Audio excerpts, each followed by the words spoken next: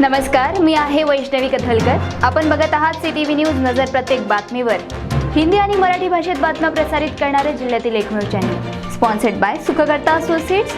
आणि आता पाहूयात गेल्या 24 तासातील बातम्या पटापट। यवतमाळमधील एका जावई आणि बायकोसह सासरा आणि 2 मेहुण्यांची केली हत्या। पत्नीच्या चारित्र्यावर संशयावरून हत्याकांड घडल्याची माहिती मिळाली आहे।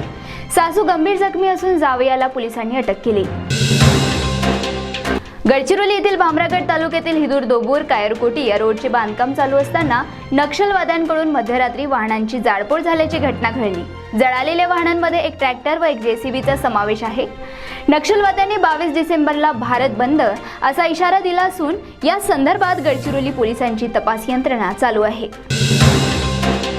गडचिरोलीमधील शासकीय कन्या आश्रम शाळा सोळे येथील 106 विद्यार्थ्यांना विषबाधा झाल्याचे वृत्त आहे। आश्रमशाळेतील या विद्यार्थ्यांना धानोरा रुग्णालयात दाखल करण्यात आले असून त्यांच्यावर उपचार सुरू आहे। या संदर्भात गडचिरोली पोलीस तपास करीत आहेत।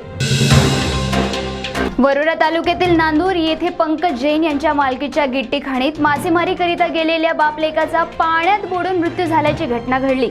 ही घटना बुधवारी सायंकाळी उघडकीस आली। रामचंद्र जंगले वय वर्ष 60 व योगेश जंगले वय वर्ष 27 असे मृतकाचे नाव आहे।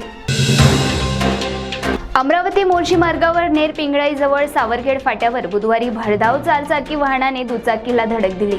या 2 महिला ठार तर 2 जण जखमी झाले। माया साबधरे आणि प्रियंका तायवाडे अशी मृत महिलांची नावे आहेत। 2 परिवारात जुना वाद असताना कुत्र्याने कोंबडी मारून खाल्ली या कारणावरून पुन्हा वाद झाल्यानंतर शेजारी राहणाऱ्या कुटुंबावर कुऱ्हाडीने व तलवारीने वार करीत 6 जणांच्या अंगावर कार चढवल्याची धक्कादायक बातमी अमरावती येथून समोर आली आहे। या तिघांचा जागीच मृत्यू झाला तर 3 जखमी झाले। या प्रकरणी पोलिसांनी चंदन गुजर वय वर्ष 38 आणि राधेश्याम गुजर या 2 आरोपींना अटक केली आहे। उपजिल्हा रुग्णालयात वैद्यकीय तपास करण्याकरिता आणलेल्या गंभीर आरोपातील गुन्हेगार पोलिसांच्या हातून फरार झाल्याची घटना 18 डिसेंबर सोमवारी घडली। आरोपी क्षेमेचंद्र कराडे वय वर्ष 21 हा गोंदिया जिल्ह्यातील रहिवासी असून त्याचा शोध सुरू आहे। लोखंडीच वाहतूक करणाऱ्या ट्रकच्या धडकेत सुरक्षा रक्षकाचा मृत्यू। पत्नीला तिच्या कामाच्या ठिकाणी सोडून परत येताना पाठीमागून ट्रकने दुचाकीवरील सुरक्षा रक्षकाला धडक दिली व रुग्णालयात नेत असताना त्यांचा जागीच मृत्यू झाला। राकेश भीमा गोटा वय वर्ष 30 असे मृतकाचे नाव असून ही घटना बुधवारी सकाळी पळसल गोंदी हेडी मार्गावर घडली।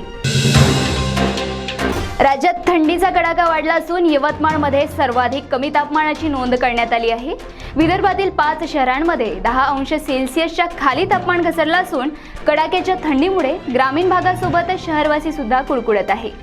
गोंदिया जिल्ह्यात 9.2 अंश, चंद्रपूर 9.4 आणि गडचिरोलीत 9.6, नागपूर आणि वाशिममध्ये 9.8 अंश सेल्सिअस तापमानाची नोंद करण्यात आली आहे।